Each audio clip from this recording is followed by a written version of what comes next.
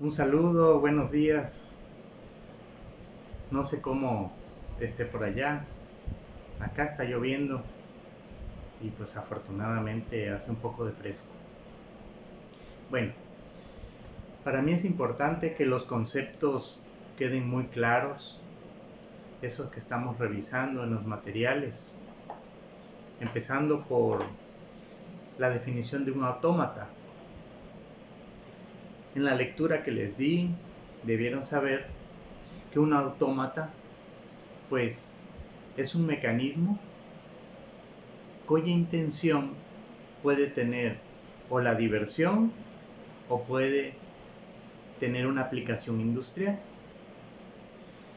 Se ha usado para ambas cosas. De hecho, los mismos diseñadores desde un principio, desde hace mucho tiempo, lo han usado para esos dos fines.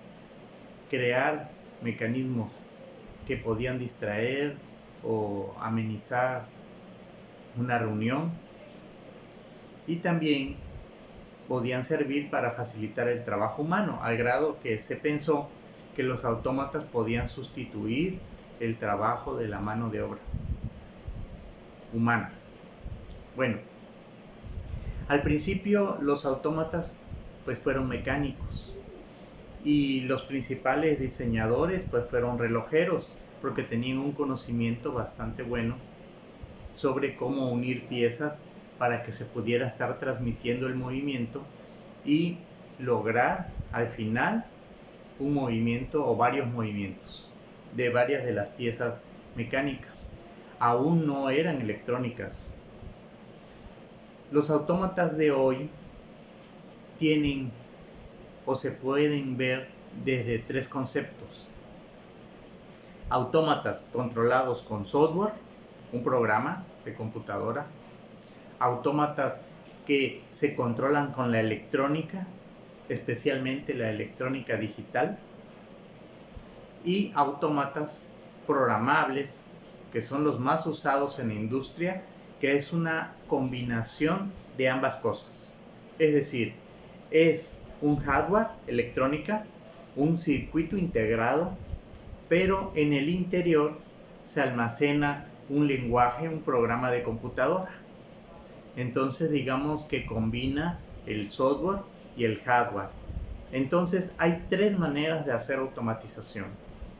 Hacer una automatización con un programa de computadora, interfaz. Hacer una automatización con electrónica pura, donde no se hace uso de un programa de computadora, con puertas lógicas y circuitos integrados. Y hacer una programación con circuitos programables, microcontroladores o controles lógicos programables llamados PLC. Entonces, eso digamos que son las tres maneras de hacer automatización hoy en día. Pero podemos pensar, ¿cómo inició todo? Pues inició desde la unión de piezas, desde un mecanismo donde tiene articulaciones, digamos, que se mueven y eslabones que se conectan a esas articulaciones.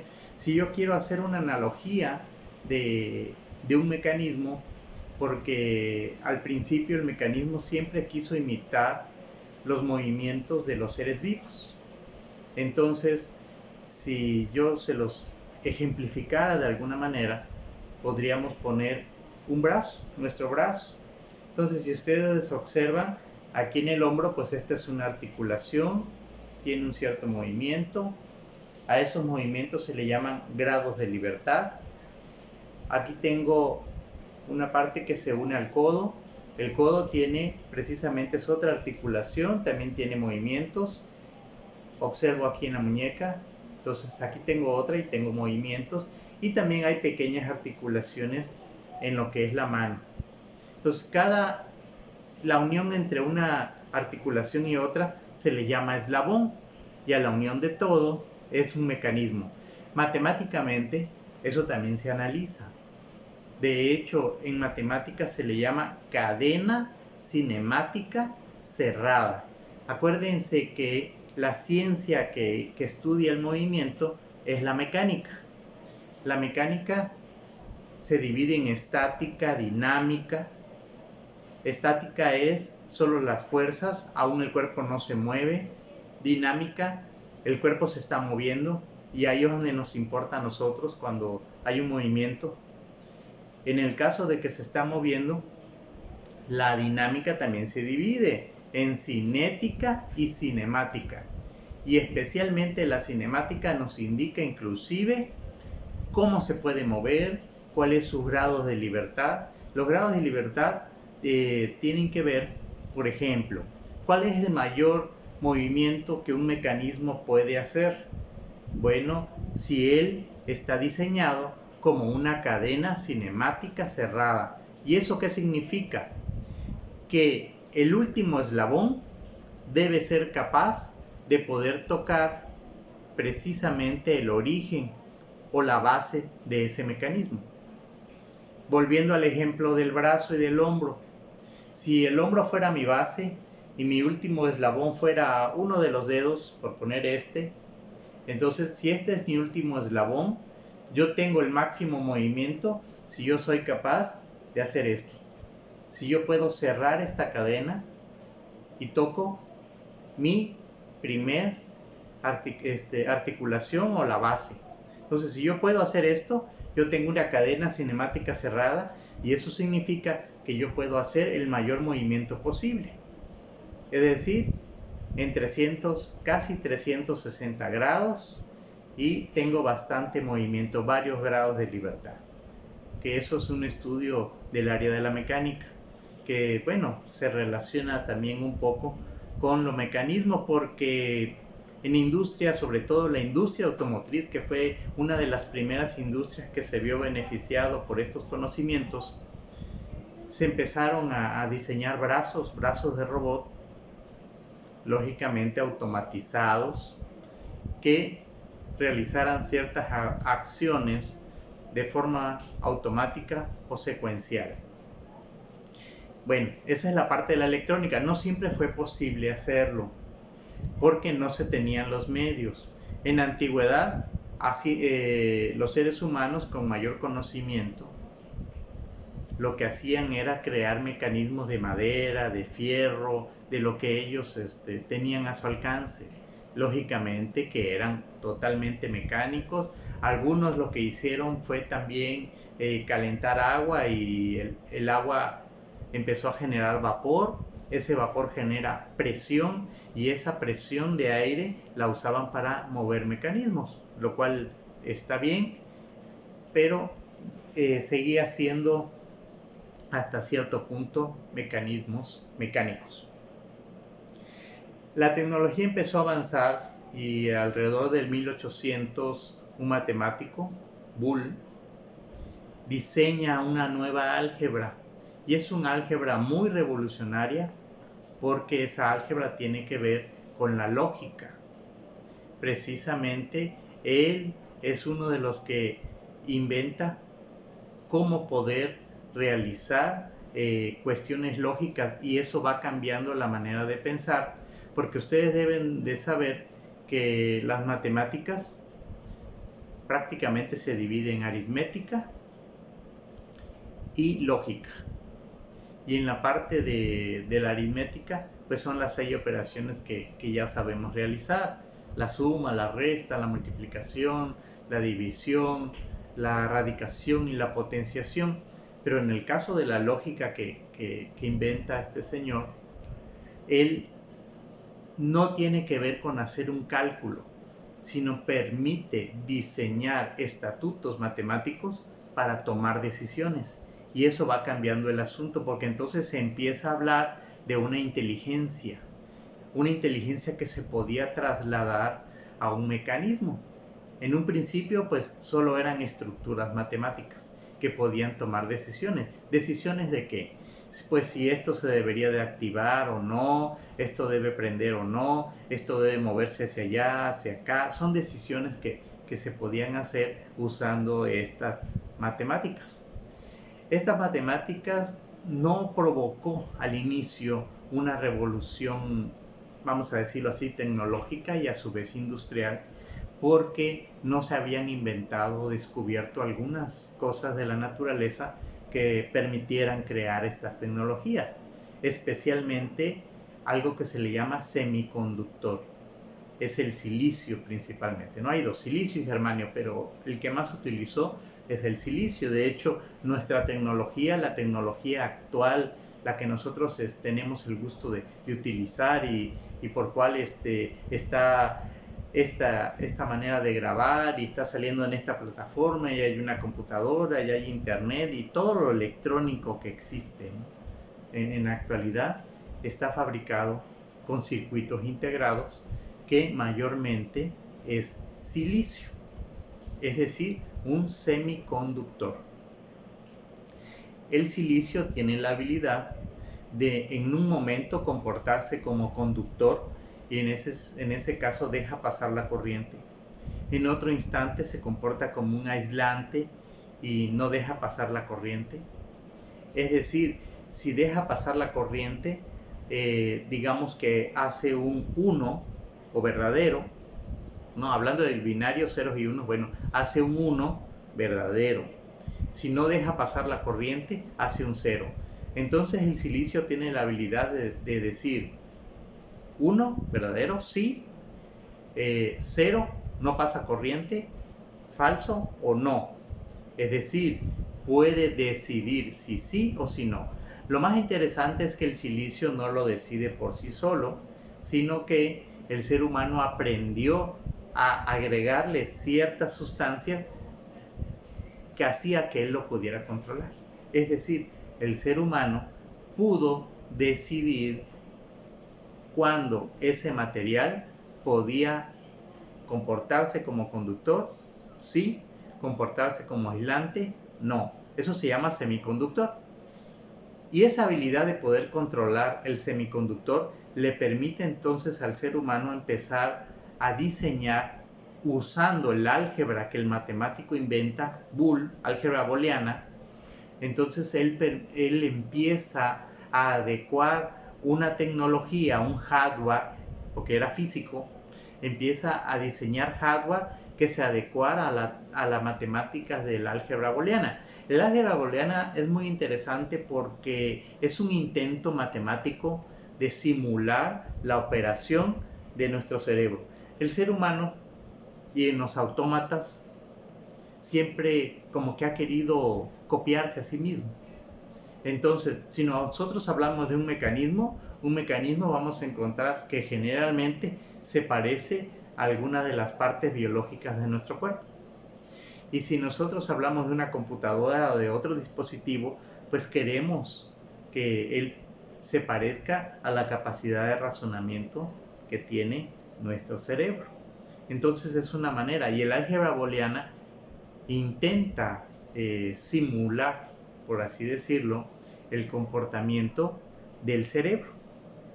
Por eso es muy interesante estas matemáticas y también es interesante la tecnología que surge de eso. Fue paso a paso. La tecnología primero se descubre el semiconductor alrededor de los 1800, de ahí sigue avanzando, se empiezan a construir diodos, pero esos diodos eran muy grandes. Para empezar, no le llamaban diodos como tal, le llamaban bulbos y hacían la misma función de en algún momento dejar pasar, en otro no, y de hecho muchos dispositivos a ustedes no les tocó, ni a mí, lo vi ya muy tarde, ya estaba yo muy chico. Pero por ejemplo habían dispositivos como las televisiones que eran muy grandes, hechas de bulbo. Entonces si ustedes se los preguntan, las personas mayores van a ver que tal vez lo recuerden, que eran televisiones muy grandes y que se tenían que prender media hora antes de usarlas, y prácticamente porque los bulbos se tenían que calentar. El bulbo, si no estaba muy caliente, lógico que emitía mucho calor. De hecho, si uno tenía una televisión de ese tipo ahí en sus casas, uno tenía que alejarse o tenerla en un lugar porque se sentía el calor que emitían porque los bulbos tenían que estar bien calientes para poder hacer la función que se requería.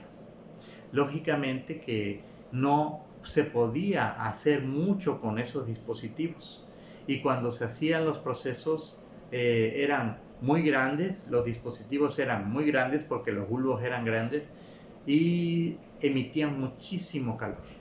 De hecho, se quiso hacer las primeras computadoras, y esas computadoras eran muy grandes, ocupaban a veces un cuarto, y eran, en la mayoría de esos dispositivos eran con bulbos, emitían mucho calor. De hecho, era tanto el calor que esas computadoras tenían que ponerse con aires acondicionados y mantenerse prácticamente en un cuarto frío, y la persona que las operaba tenía que entrar ahí, y entre el calor de la computadora y lo que se enfriaba, bueno, pues así funcionaba.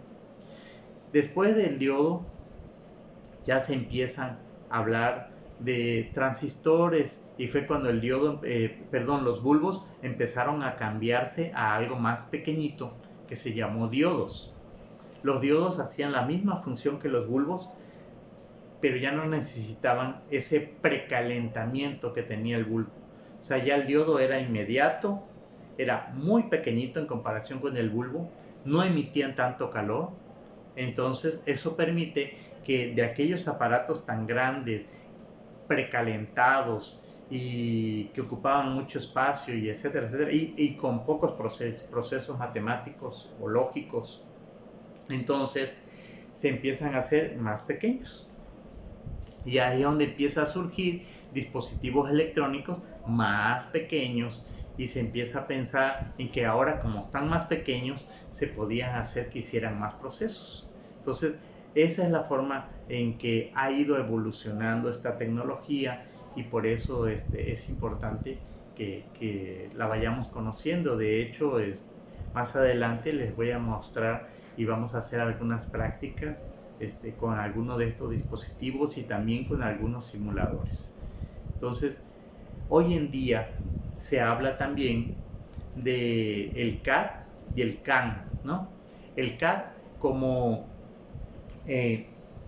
diseño asistido por computadora. Diseño, aún no es manufactura, eso que quede claro. Es solo diseño, es un programa que diseña una pieza. Realiza su forma, todo lo genera en 3D, lo puedes rotar, todo el diseño de la pieza. Eso es diseño asistido por computadora, y ahí está el diseño.